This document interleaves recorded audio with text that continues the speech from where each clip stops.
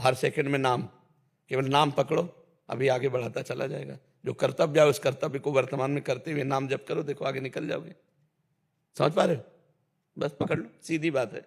ये तुम कई बार कह चुके हैं कि भूत भविष्य का चिंतन मत करो, वर्तमान में नाम का चिंतन करो, अपने कर्तव्य कर्म को करो, जो तत्काल प्राप्त सेवा है उसको करो, तुम्हारा मंगल हो जाएगा। महाराज जी, जैसे एक विद्यार्थी है, उसने सोचा कि मैं डॉक्टर बनूंगा या इंजीनियरिंग बनूंगा, तो ये अब डॉक्टरी के लिए जो पढ़ाई चाहिए वो पढ़ाई कर, राधा नाम जप कर। राधा नाम तेरे प्रारब्ध को ढकेलेगा और पढ़ाई तेरी आगे को ढकेलेगा, दोनों काम बन जाएंगे। जो तेरे को परास्त करने वाले कर्म है उनको राधा नाम मिटाएगा, और तेरे को सफल करने का तेरा अभ्यास है डॉक्टरी का, वो आगे बढ़ो। डॉक्टरी की जो पढ़ाई है वहां तक पहुंचने के लिए हमें जो डिग्रियां चाहिए, जो हमें विद्या अध्ययन चाहिए, उस पर हम लगन लगाएं, नाम जप करते हुए, तो हमारा काम बन जाएगा। समझ पाए? महाराज जी, एक इसमें संशय और था। महाराज जी, जैसे संसार में है अपन, तो व्यवहारिक चीजों को या वस्तुओं को प्राप्त करने के लिए हमारा चिंतन होता है, गाड़ी होगा, बंगला होगा, होना चाहिए, ऐसा होना चाहिए, ऐसा करना चाहिए, लेकिन उसको अपने कर्तव्य कर्म करते हुए भगवान के ऊपर छोड़ देना चाहिए। केवल गाड़ी लक्ष्य रखोगे तो फिर बेईमानी भी आ जाएगी। गाड़ी लेनी है यदि भगवान दिलाना चाहेंगे तो। अब हम अपने कर्तव्य का पालन कर रहे हैं, हमारे पास धन आया तो गाड़ी ले लिया, नहीं आया तो भगवान की इच्छा, ऐसे चलना चाहिए। बहुत सारे विज्ञजन हैं, वो विद्यार्थियों को ऐसा सिखाते हैं कि अपना लक्ष्य इतना बड़ा रखो कि मेरे पास 5 गाड़ी होगा, 3 बंगले होगा, हर जगह जाएंगे वहां। फिर उसको जब नहीं होगा, डिप्रेशन में पहुंचा, वही कह रहा हूँ, फिर चलेगा, क्योंकि उसको इतने बड़ी चाहत का स्वरूप हो गया। ऐसा नहीं, तो ये सिद्धांत गलत है? नहीं, गलत सिद्धांत है। तो इसी सिद्धांत को सही करने का टेक्निक क्या है? हम उतना संकल्प करें कि हमारे देश की सेवा में कुछ हमारा जीवन जाए, परोपकार में जीवन जाए, और मैं भी सुखी रहूं। हे भगवान, आप इतना, जैसे कहा जाता है, साईं इतना दीजिए जामे कुटुंब समाए, मैं भी भूखा ना रहूं और साधु न भूखा जाए। इतनी बड़ी वासना मत बना लो जो ना पूरी होने पर आप परेशान हो जाओ। कहते हैं, गांव में कहते हैं, उतना पैर पसारो जितनी लंबी चद्दर हो। तुम्हारी जितनी, हम स्कूटी से चलने की व्यवस्था नहीं और 5 गाड़ी की व्यवस्था सोचेंगे तो पागल नहीं हो जाएंगे, डिप्रेशन में नहीं पहुंच जाएंगे। तो उतना सोचो जितनी तुम्हारी सामर्थ्य है। तो हमें अपनी सामर्थ्य के अनुसार सोच रखनी है। अगर हमें कोई कामना करनी तो आप स्वतंत्र कर सकते हो, लेकिन उसको भगवान के ऊपर छोड़ दो तो आप अच्छे रहोगे। अब आप देख लेना, राधा राधा राधा, तो उनको जैसा लगेगा वो पूरी कर देंगे, तुम्हें चिंता नहीं करनी। ना पूरी हो तो भगवान जोई जोई प्यारो करे सोई में भावे, पूरी हो जाए तो जाए और ना पूरी हो तो जाए, तो आप परेशान नहीं होगे। और ये होना ही चाहिए। जब ऐसे लोग संकल्प कर लेते तो गेम खेलने लगते हैं। कल एक आया था, मतलब मरणासन की स्थिति में, दिमाग की, हार गया सब गेम में, और वो एक एक घाटा होते होते उधार लेते लेते अब ऐसी स्थिति में आ गया कि मरणासन में है। तो ऐसा मत बढ़ो, जल्दी ज्यादा जलने की कोशिश करोगे तो फ्यूज हो जाओगे। नहीं, तो बहुत सावधानी से चले। महाराज, जो विज्ञजन किसी एक का उदाहरण दे देते हैं, उसके चक्कर में महाराज वो 99 भी साथ में नहीं, तो वो एक ऐसा प्रारब्ध लेके आया था। हमें चाहिए कि हम अपने सामर्थ्य के अनुसार सोचे और सबसे ज्यादा सोच रखे दूसरों को सुख देने की, तो हम महान बन जाएंगे। हम दूसरों से सुख भोगने की चाहत करेंगे तो हम नीचे गिर जाएंगे। और अपनी सामर्थ्य के अनुसार कि हम कभी किसी भूखे को सहयोग कर सके, किसी बीमार को सहयोग कर सके, तो फिर हमारा प्रारब्ध बढ़ जाएगा, हमारे पुण्य बढ़ जाएंगे और हम चाहेंगे वो काम हो जाएगा। अगर पुण्य नहीं है तो चाह से केवल पूर्ति होने वाली नहीं है। ये संसार है, सबकी चाहत ले पूर्ण होती है। संजना जी, मध्य प्रदेश से। राधे राधे। राधे राधे महाराज जी।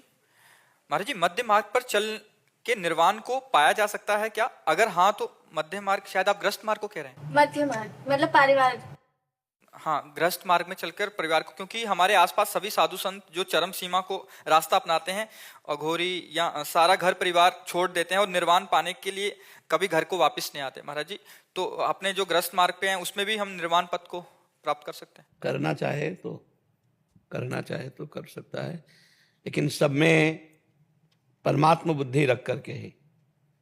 अगर पति पुत्र परिवार में राग है, मोह है, काम है, तो दुर्गति को प्राप्त होगा। अगर भगवत बुद्धि है सब में और द्वंद्वों से मुक्त होकर के निरंतर भगवान नाम जप करते हुए और अपना लक्ष्य निर्वाण पद रख ले तो प्राप्त हो जाएगा। पर गृहस्थ में कठिनता इसलिए पड़ती है कि इतनी आसक्ति होती है, इतनी समस्याएं होती हैं, इतने काम होते हैं, इतनी झंझटें होती है कि वो निर्वाण के लिए सोच ही नहीं सकता। देखो, घर त्याग दे, परिवार त्याग दे, शरीर से तो प्रेम है, तो शरीर से प्रेम होना भी निर्वाण में बाधक है। जब शरीर का राग भी त्याग दे, तो चाहे गृहस्थ हो चाहे विरक्त हो, मार्ग दोनों है भगवत प्राप्ति के, पर चलने का तरीका आता हो। जैसे अपने पति को भगवान का रूप मानकर, सास ससुर परिवार को भगवान का रूप मानकर उनकी सेवा करें, नाम जप करें और अंदर से लक्ष्य रखें कि मुझे संसार में नहीं, मुझे भगवान में स्थित होना है, मुझे मोक्ष चाहना है, और खूब नाम जप करता जाए तो मुक्त हो जाएगा। कहीं राग नहीं होने पावे, कहीं आसक्ति नहीं होने पावे, कहीं कामना की चाह ना हो जाए पूर्ति की, तो निर्वाण पद। नहीं तो इतनी कामनाएं हैं कि गृह कारज नाना जंजाला, ते अति दुर्गम शैल विशाला, यही सरावत अति कठिनाई, राम कृपा बिनुआई न जाई। भगवान के मार्ग में चलना बड़ा कठिन है, क्योंकि इतनी आसक्तियां, इतनी भोग वासनाएं, इतना चकाचौंध माया का है कि भगवान चाहिए ही नहीं। भगवान मुझे मिले ऐसा कौन चाहता है? गृहस्थी में बहुत कठिन तो है। बहुत कठिन है। गृहस्थी में नहीं, विरक्ति में भी कठिन है। अब भोजन चाहिए, कपड़ा चाहिए, ये चाहिए, वो चाहिए, तो फिर भगवान कब चाहिए? अगर ठान ले तो गृहस्थ भी भगवान प्राप्त कर सकता है, ठान ले तो विरक्त भी भगवान प्राप्त कर सकता है। लेकिन गृहस्थी में आसक्ति बहुत तेजी से हो जाती है ना। बच्चा विरक्ति में उससे भी तेजी से होती है। गृहस्थी में तो है कि मेरे पास ये है, और विरक्ति में जब आसक्ति भागेगी तब, जब भोजन ना हो और भूख लगे तब, और भोजन की व्यवस्था है, भूख लगी तो धैर्य है कि यार अभी आधा घंटा में पा लेंगे हम। तो गृहस्थ में भूख लगती है तो भोजन है, बाबा जी में जब भूख लगती तो भोजन की व्यवस्था नहीं है। तो वो क्या, जैसे विरक्ति मार्ग पर जब कोई साधक चलता है और नाम जप करता है, उस समय उसको जो काम वासना सताती है, भूख, सब सहना पड़ता है। हम भूख से उसी को ले रहे थे, हर इंद्रियों के भोग को। भगवान की तरफ रुचि भी कम हो जाती होगी। रुचि नहीं कम होती, पर आकर्षण जो माया का होता है तो वो परेशान होता है। रुचि तो उसकी भगवान में हुई तभी तो विरक्त हुआ है, पर बीच में जैसे कोई रोक दे, ऐसे वो कामना आकर उसको रोकती है तो परेशान होता है, वो विचलित होता है, रोता है भगवान से, तब धीरे धीरे क्रॉस करते हुए आगे जाता है। हिम्मत टूटती है नहीं नहीं, क्योंकि भगवान का बल होता है तो अखंड बल भगवान का, इसलिए हिम्मत नहीं टूटती। और अगर टूट जाए, निराशा आ जाए, हो ही नहीं सकती, टूट ही नहीं सकती।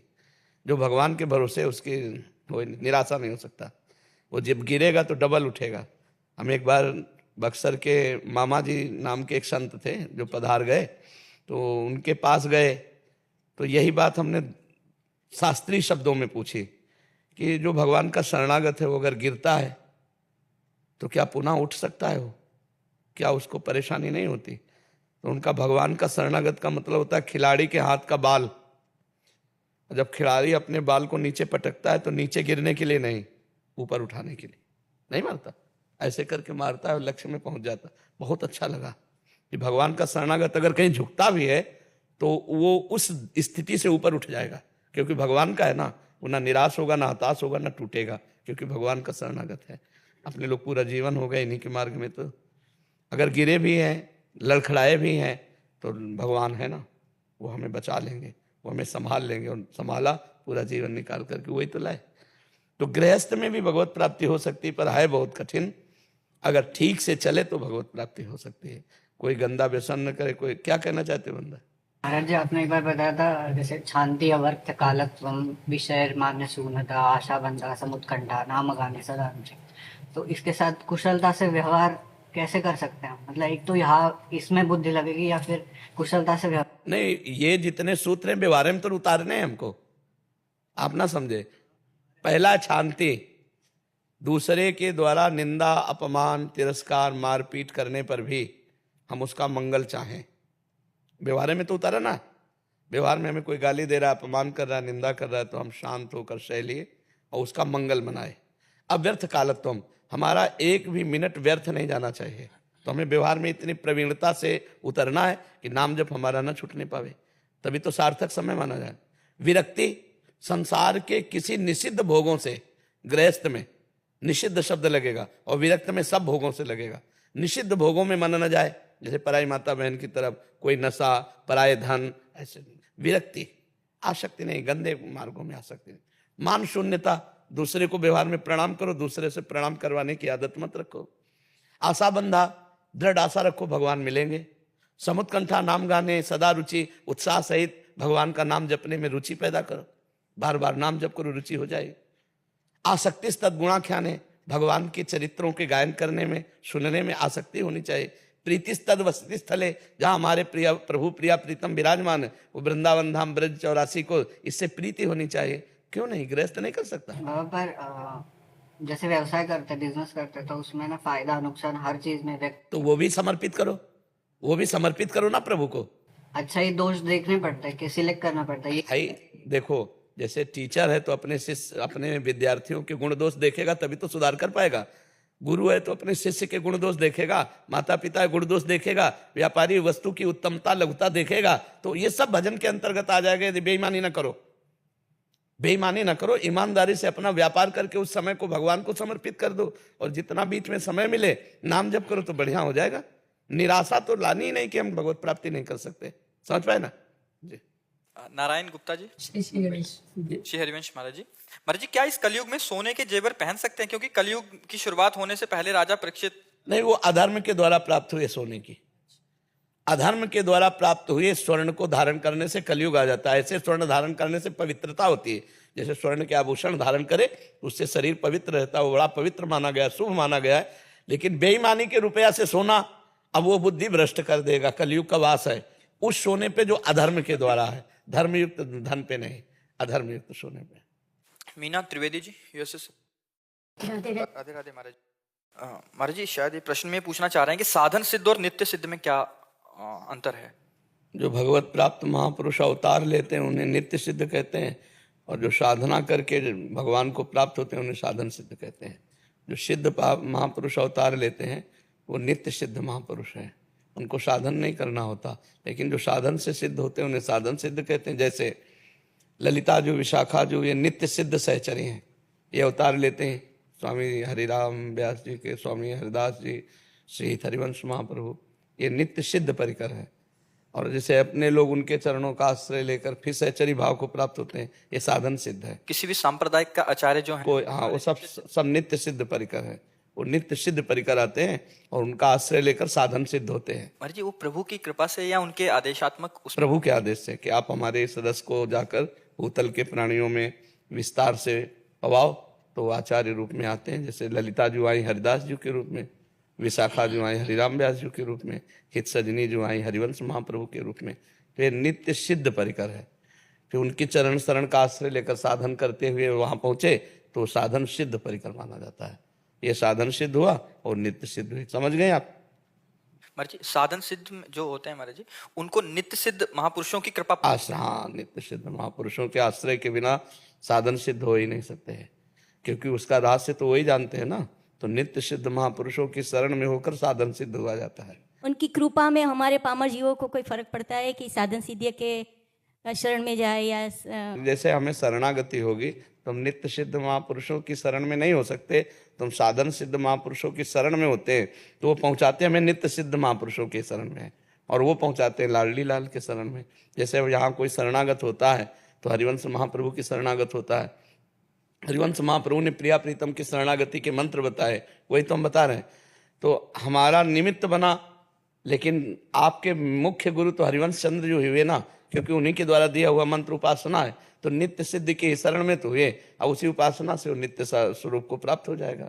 जो नित्य प्रिया प्रीतम का सहचरी बपू है उसी को प्राप्त हो जाएगा, पर उसे कहा जाएगा साधन सिद्ध। और वो जो नित्य सेवा में लगी है अष्ट सहचरियाँ और सब उनकी अनुगामिनी, वो सब सिद्धावस्था को प्राप्त महापुरुष है, उनको कोई साधन करने की जरूरत नहीं, उनको नित्य सिद्ध कहते हैं। अभिषेक कुमार जी। राधे राधे। राधे राधे महाराज जी। महाराज जी मैं हर समय खाते पीते चलते काम करते समय भी राधा नाम जप करने का प्रयास कर रहा हूँ, तब भी मन में कई तरह के सवाल उठते रहते हैं, इससे कैसे? उसे वो चिंता मत करो, जब तक पाप है तब तक वो स्फुरणा होती रहेगी। जहाँ संपूर्ण पाप नष्ट हुए तो स्फुरणा बंद हो जाए, फिर शांत एकदम हृदय हो जाएगा। चलते हो, पहले था कि राधा नाम नहीं था, केवल स्फुरणा ही स्फुरणा थी मन में, मन की बातें। अब ये कि राधा नाम है, साथ में स्फुरणा चल रही, कभी भूत की कभी भविष्य की, भूत में जो हो गया भविष्य में क्या होगा, कभी वर्तमान को लेकर इधर उधर बातें, कभी भोगों को लेकर, नाना प्रकार की बातें मन में भरी हुई, तो वही निकलती हैं। जब वो पूरी डिलीट हो जाएंगी तो मन शांत हो जाएगा। इसलिए खूब नाम जप करते रहो, उसकी तरफ देखो ही मत, वो सब कूड़ा करकट है वो निकल रहा है, ऐसा है। कुसुम लता जी सोनीपत से। राधे राधे। महाराज जी आपके चरणों में कोटि कोटि प्रणाम। महाराज जी मैं लगभग 3 वर्षों से आपका सत्संग यूट्यूब के माध्यम से सुन रही हूँ, जीवन में बहुत बदलाव आया है। महाराज जी भगवान की मर्जी में अपनी मर्जी मिलाना, साथ ही अपना पुरुषार्थ भी करना, कभी कभी ये समझ में नहीं आता कि बहुत मुश्किल होता है कि भगवान की मर्जी क्या है, ऐसे संभव जैसे भगवान ने कहा मेरे में मन लगा दो, अब संतों ने उसकी व्याख्या की कि भगवान में मन कैसे लगे? बोले नाम कीर्तन, नाम जप, भगवान की कथा कहना, भगवान की सेवा करना, भगवान के भाव से परिवार की सेवा करना, दूसरों का उपकार करना, इससे मन भगवान में लग जाता है। अब हम पूरा पुरुषार्थ करते हैं नाम जप का, नाम कीर्तन का, और हम सफल नहीं हो पा रहे हैं। इससे हम भगवान की तरफ देखते हैं, भगवान आप कृपा करो, आपकी कृपा से सफलता होगी। प्रयास हमारा है लेकिन कृपा आपकी, समझ रहे ना? प्रयत्न में कमी ना हो तो सफलता एक दिन अपने आप हाथ में आ जाएगी।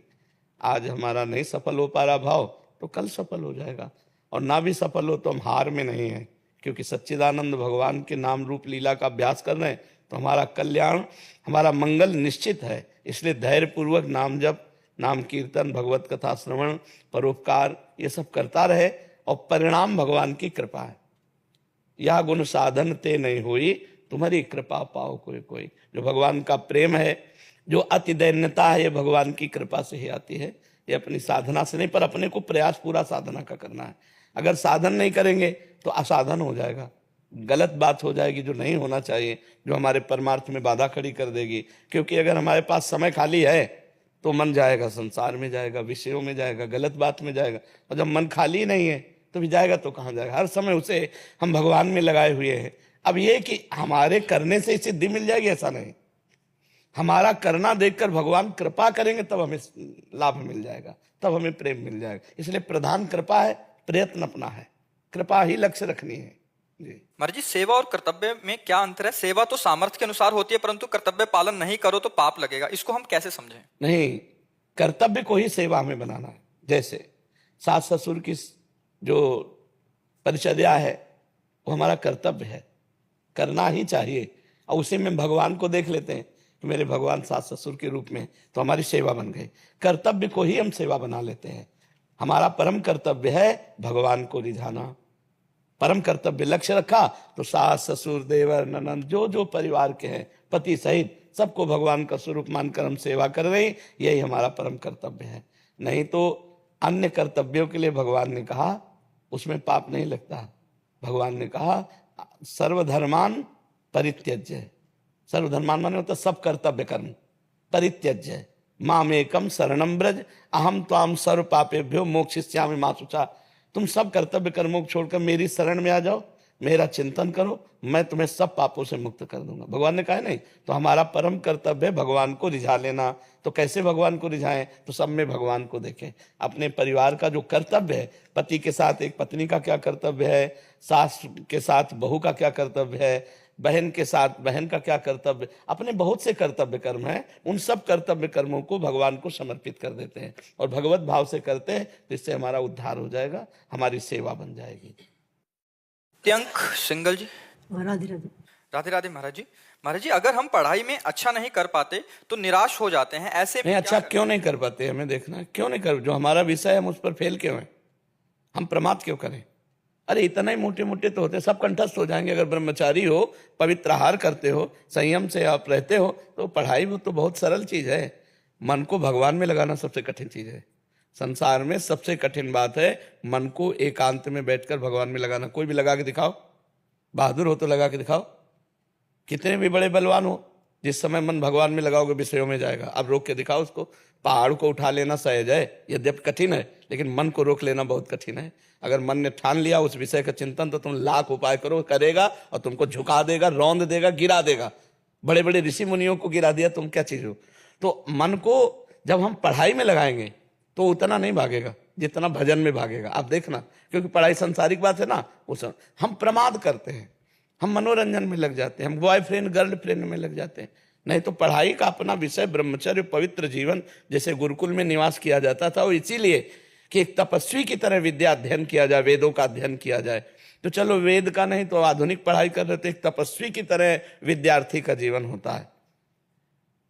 अगर आप संयम से नहीं रहेंगे तब तो मन पढ़ाई में लगेगा ही नहीं। और बहुत गंदी बातें नए नए बच्चों में आ रही हैं, नशा करना, व्यभिचार करना, छल कपट करना, द्वेष करना, हिंसा करना, चोरी करना, माता पिता का अपमान करना, ये सब बहुत सी गंदी बातें आ रही जो बिल्कुल नहीं आनी चाहिए। विद्यार्थी जीवन एक तपस्वी जीवन होता है, एक पवित्र जीवन होता है, एक संयमी जीवन होता है। विद्या विनयम ददाति, वो विनय संपन्न होता है, सबके आगे नम्रता पूर्वक झुकता है, सबको सुख देता है, बहुत मृदु बोलता है, क्योंकि पढ़ा लिखा आदमी है ना।